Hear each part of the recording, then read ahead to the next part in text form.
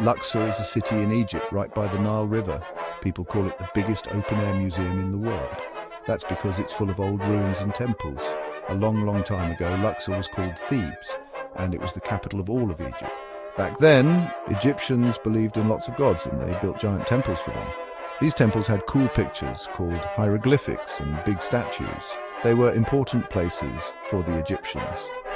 Today, these temples show us how powerful and artistic the ancient Egyptians were. The Temple of Karnak is the biggest religious building ever made. It's a whole bunch of temples, little chapels, and monuments all together. It took over 2,000 years to build. Lots of pharaohs, the rulers of Egypt, added to it. They wanted to show they loved the gods. The Temple of Luxor is another awesome temple. It's on the side of the Nile River where the sun comes up. This temple is for the god Amun-Re. A long road lined with sphinxes connected it to Karnak. Every year, for a festival called Opet, they carried statues of the gods between the two temples.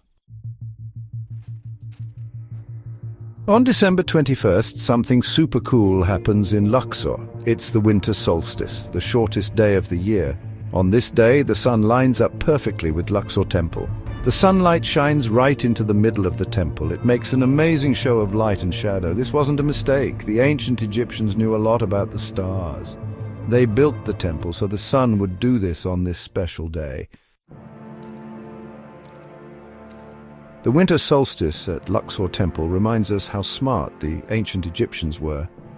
They knew how the sun and stars moved. They used this knowledge to build their temples and form their beliefs. Today, people come to Luxor from everywhere. They want to see these amazing temples. They want to see the winter solstice. It's like a party for ancient smarts and the power of the sun. Luxor still makes people feel amazed, even today.